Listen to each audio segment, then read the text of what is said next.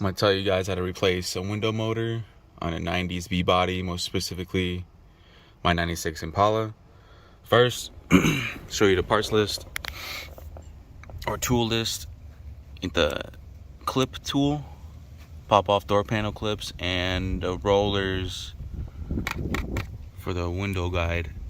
Flathead, Phillips, pliers, drill with couple drill bits, window motor for the driver's side, and then a 10 mil wrench or ratchet for those screws right there. First things first, I would remove the door panel clearly. When you're removing it, you'll need the Phillips and that trim tool. Pop off the clips on each side of the door panel. Be mindful, it's fragile, you know. I'm filming this in 2023. Y'all know this stuff's fragile by now. So when you get the door panel off, you're gonna see 4 rivets. So I got screws in mine because I already replaced my motor. My motor works already too. So you got 4 rivets in the place of my screws. So you're gonna need the drill, Phillips screwdriver, or you can use a punch. I use a punch and a drill. What you're gonna do is, if it looks like the rivets, these are the rivets. So you get the centerpiece right here. You're gonna punch it out with a hammer and the punch. Center is gonna be exposed, and then you're gonna get a drill bit that's slightly bigger than the hole that you're gonna be drilling. Drill 4 of those out. All 4 of these out. I'd recommend taping up the window before you do that, because the whole assembly is basically holding this in place, or the rivets are holding the whole thing in place.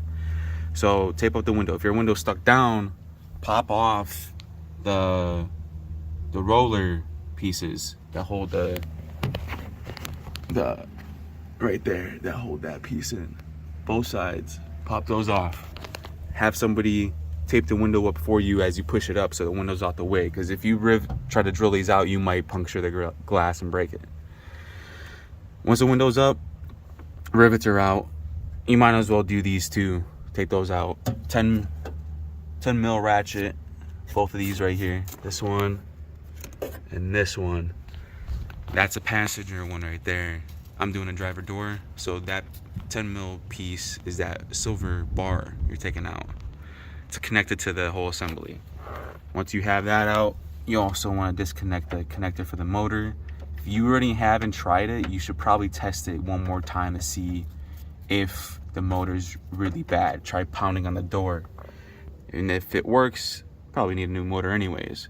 I got a brand new motor. So once you got the rivets out, the roller guides off, disconnected that, 10 mil screws, now you got your whole assembly is ready to be taken out. Take it out that hole right there. The arms will collapse once you take it off the rollers up top. It'll collapse, wiggle it through. Now if you're having problems wiggling it through, you might have to rivet or take those rivets out for the armrest. I didn't do it because I didn't have a problem doing it.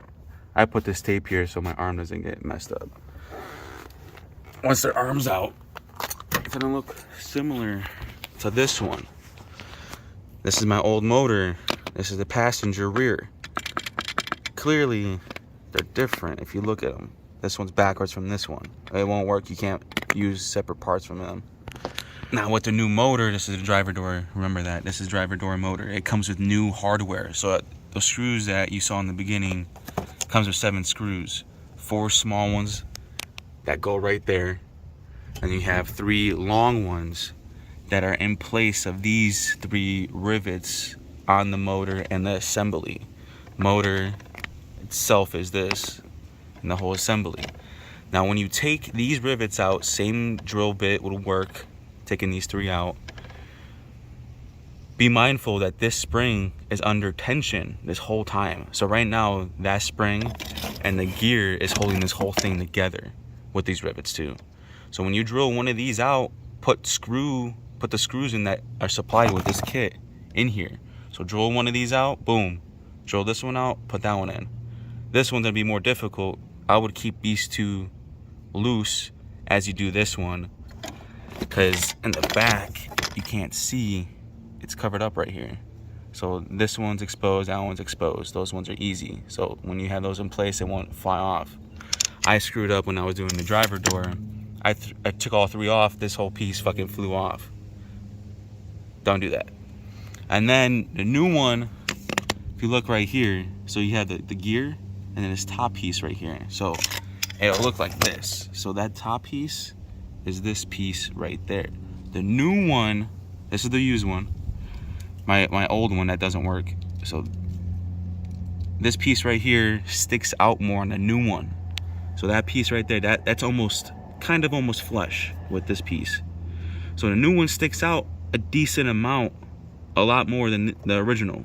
So what you're gonna have to do is, before you probably put this assembly on the new arm, whatever piece, you wanna grind that off at least halfway. Because if you put this whole assembly, pretend this is the completed one already, the new motor, and you didn't do this piece. You put the whole assembly in, everything's connected, you go up and down the window, it'll catch right here because this piece is sticking out. You wanna grind that off before you put it on. I didn't know that. So when I put mine in, I tested the whole window, everything. Went down, I heard a click sound, it continued to go down. It went up and it stops right here. You don't want that to happen, because I took a file and I had to file this piece down on the inside of the door, which took me 20 damn minutes. Should have had a Dremel when I did that. So yeah, learn from my mistake, grind this piece down on a new one if you have a new one. If you bought a used assembly, make sure it's the whole assembly, because you don't have to deal with this spring piece. Now if you take all these 3 off and this piece goes flying, you're gonna need a friend or somebody to help you pull this back as you put this gear back on right there. So once you have all that done, before you put this in the door, I would test it just in case. Connect it to the connector, test it, make sure it actually works again. And when it works, put the whole thing in the door right here. Make sure it's collapsed so it'll be easier. Put it in the door. Actually, before you put that in the door, my recommendation is, whenever you took these guides off right here, because I have a new one just in case I broke it. I actually need to replace my rear one, so I had these on stock anyways. So when I popped it off, I broke one of these, so I had to put a new one on.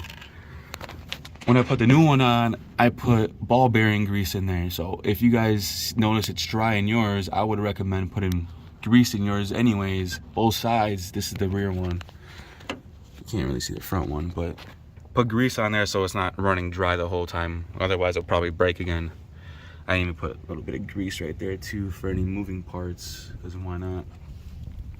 So once you put it in there, grease it up if you want. It's your choice.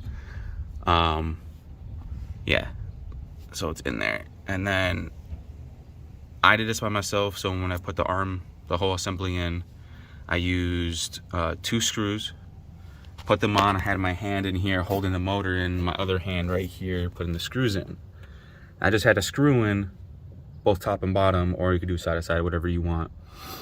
I had it in place while my hand is, and I grabbed a nut, put it in the back end, tighten it up a little bit, and I put both on right there.